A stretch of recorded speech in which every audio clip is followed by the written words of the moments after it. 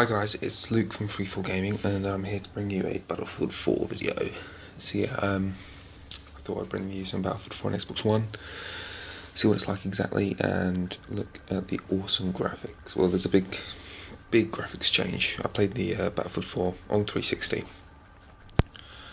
and I mean on 360, it looks like they may have toned down the graphics to make it look like, because they wanted to make this version look so, good, because, it's next gen. It's a big step. You need to sell the console, and Battlefield 4 is probably one of the games that sold the console to a lot of people. So yeah, I'm here doing Flood Zone, as you probably saw, doing some Conquest. I think this is a large Conquest. Obviously, being on YouTube, you can't really see the 60 frames per second, which, you can see while playing the game. Now, if we look here, yeah. So it took me quite a while to find some people here,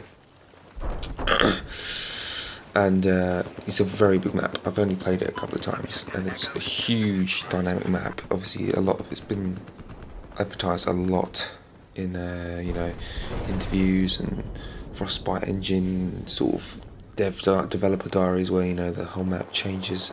And as you can see, I think. Well, it's really hard to tell if when the map changes, because I joined the game like now and it looks flooded to me, but I'm not entirely sure if it's actually flooded completely. There's a guy up here, and I have the shortest range of weapon possible. But anyway, yeah, so it's a very dynamic map. It's a huge map. I don't think I get to explore all of it. I mean, it's just a huge map. I mean, I was hoping, I just did this randomly, but I was hoping that, terrible aiming there, I was hoping that Parasol Storm would come up, because I love Parasol Storm. I've played on it a lot of times, and it was literally, I just did like one random game DVR that was going to do with Battlefield, and Flood Zone came up. Obviously trying out 32 versus 32, that's another pro of next generation, well, for Battlefield 4 anyway. I think Call of Duty is still 9, well, on the 360 version it was 6v6, because obviously they wanted to have the 9v9 on next generation. I mean, compared to this, it doesn't stack, highly. That was a very nice glitch jump there, just like to point out. But anyway, yeah. Of my experience of playing Battlefield, played Bad Company 2, Battlefield 3. Bad Company 2 was a lot of fun. I enjoy Battlefield 3 as well. I tend to go down the engineer route, because, I don't know, I always like having the option of taking out some heavy armour. And on this map, there doesn't seem to be much heavy armour. It seems to be very infantry based on the rooftops. I think at the start of the game, not of this game, but of a game of, I think it might be Conquest or Rush, with the, obviously, Revolution involved. You can actually, as you can see on the map there, you got some vehicles like, some heavy armour jeeps, not sort of heavy armour as in tanks, or helicopters.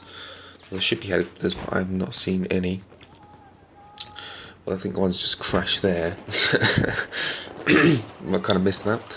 But, yeah, so, I mean, in terms of, like, obviously, Next Generation is not worth one game, but if there was one game, that, because most of the games coming out on Next Generation, apart from, Dead Risings, your Forzas and your Rise, are just sort of, games that you could play on 360, like Assassin's Creed, Call of Duty, Battlefield, FIFA, Madden. Now, this one, like this, probably is the only, this and FIFA, because I'm a big football fan. These are the two big sort of jumps in Next Generation. COD, it's got slightly better graphics, it's not many more people on the side, which you should be able to do, it's just, it seems very similar. The same with, I haven't played Assassin's Creed in the 360, so I can't really compare it. I've only played it on Next Generation, where the graphics are really nice, the sound's great, and as I've played FIFA on both, and FIFA, there's like a big difference. The whole game, it feels like a new game when you're playing FIFA. So yeah, that's a huge difference. But I'm not going to sit here and talk about FIFA, because it's about Battlefield. I'm sure there'll be another time for that. But yeah, during the start of this game, getting it on Xbox One, I mean, there was a lot of server issues, a lot of issues with, many YouTubers pointed out the servers. There was a lot of issues with servers, couldn't join games, it just kept kicking me out, telling there was none available. There was a lot of big issues on the next generation, and when I didn't play the 360 version much, just because the graphics just they were not even as, probably not as good as Battlefield 3. Like I said, lower the graphics margin so that on next generation it looks, like a completely new game.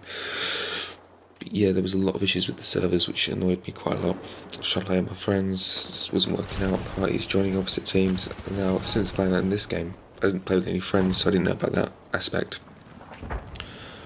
But I mean, in terms of server issues, whenever I press quick match conquest, it takes me straight into a game. There's sometimes once or twice, maybe if I play the game, if I play the game sort of every other day in the week, there's once or twice of that week that it will say, you can't join this game. It's not as frequent like when I first started the game. It was literally every other time I wanted to join a game, it'd take me to the loading screen, then it'd kick me out, or it'd take me into the game, and after a while it'd just kick me out. It was pretty ridiculous. But they've released a huge update, which hopefully should, or has fixed it, in my opinion. Speaking of huge updates, there was a huge update for Dead Rising 3. I think it was a couple of weeks ago. Put the game in, needs a game update, and it was around, I think, 5 gigabytes, and I was like, that is the biggest, because normally on 360, when you play 360 games, it comes up as you launch the game, which is what it does on Xbox One. So you're expecting it to be,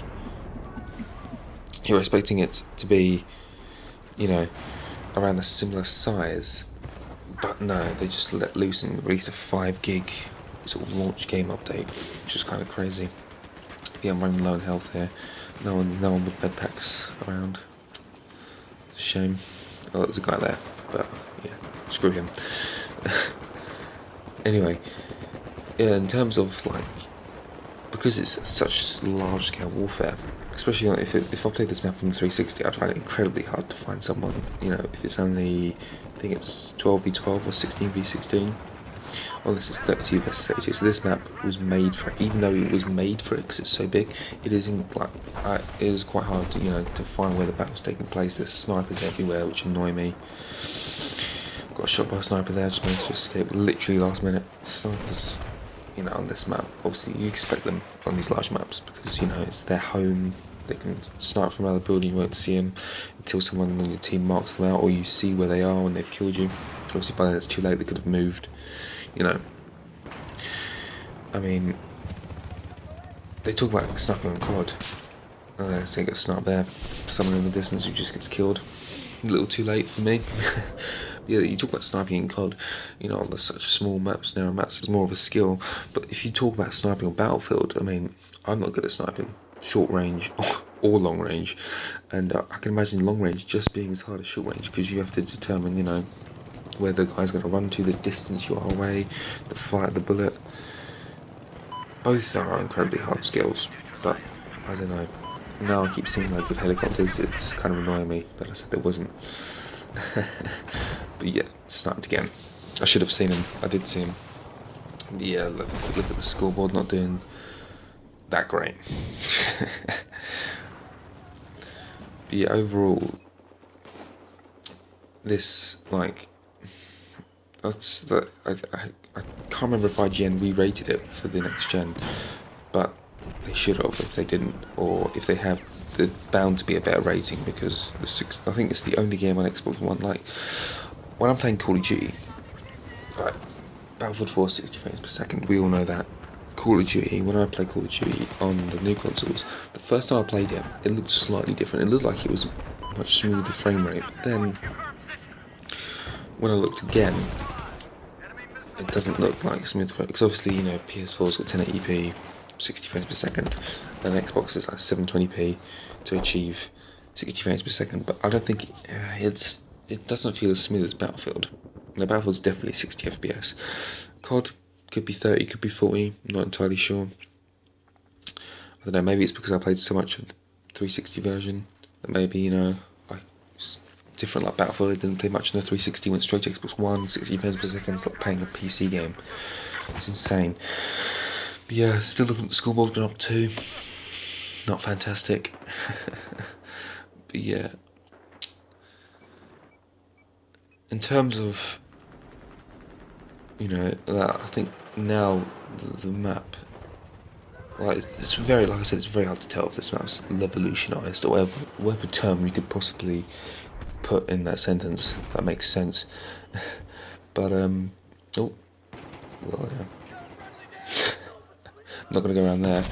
But yeah, in terms of, you know, the evolution of this particular level, it's very hard to tell. But I mean, if you look at Paracel Storm, or Paracel, yeah, the obviously Storm is the evolution. I haven't seen the massive cargo ship crash yet, which is surprising. But I have seen the Storm. Sorry, yeah, the Storm sort of, it goes from, you know, nice and calm, and then it's like a slow transition to like violent storm, and that's really cool. I love the evolution of that level. I haven't played on all the levels yet, or I might have, but not played on, like, you know, not witnessed all the evolutions. On the 360, I did witness the evolution on, I can't remember what the map's called, because I haven't played on it. I don't think I've played on it that much on Xbox One, but it's where this massive dam, and you can, like, sort of crumbling, you can shoot at it, and then eventually it just comes down and rocks go flying. It's really cool. I'd love to see that in, you know, 60 frames per second on Xbox One. Trying to hide there, did not work. But yeah, I mean, in terms of on the 360, it was pretty cool, even though the graphics were, you know, not as great. I just think the evolution, it's not like, I mean, it's a nice thing to have. It's not, you know, revolutionary, but it's a nice thing to have where, you know, shooters nowadays, especially COD, maybe not so much as Battlefield, but COD, where a shooter comes out every year. It's completely the same. It's the same engine, you know that. Well, pretty much the same engine, just a different, you know, sort of time zone. But you know, where all shooters are pretty much carbon copied with different weapons, different areas of time, different game modes. Battlefield, they completely model the maps. I'll eventually kill this guy. They completely model the maps differently for each game, because obviously they're not annual, so they have much more time. Even though they do have other projects, they have much more time making the game, planning the evolution, planning what each bit of the map's going to look like. I mean, I can't imagine what this game looks like on PC. I'd love to play it on PC, but obviously Xbox One is almost there. It was 60 frames per second. It's not 1080p, I don't think. I think it's 720p upscaled, obviously, which isn't. And also, you know, consoles are always limited. Like, depending on what PC you have, depends on the experience you're gonna get from Battlefield or any PC game. If you have a better PC, it's gonna look much better. I mean, if you have a really good PC, you know, that can run Battlefield at sort of medium or high. You're never gonna get the same experience as if you've got a PC that can run it on, you know, very high. Whereas consoles, very limited to one experience, which is everyone shares. Which, you know, I don't know, it's fair, I guess, but then it's also very, you know, scripted. You know, you can't really, you know, on PC there's a lot more freedom, you know, of experience, rather than just everyone sharing the same experience. Everyone, like Call of Duty, that is literally, you know, the tagline for the game must be, when you're playing matches, team deathmatch or whatever, and you play like on the same map, you vote again. It's just, you know, you're in a trance. You're just playing, playing. You know the map. You know where you're gonna go. You know where people might go. On this game, like, look at that vehicle there. I mean, how did that end up there? You know, you don't know where everyone's gonna go. It's a huge map, huge dynamics, completely different. I mean, I can't imagine playing, you know, clan matches or competitive matches on this game, because it'd just be so difficult to predict what the other team was going to do. It'd just be sort of, you know, do your thing, stay together, and just watch out for the enemy. Anyway, this is the end of the video, and we got thrashed, basically. So yeah, I hope you enjoyed the video. Thanks for watching.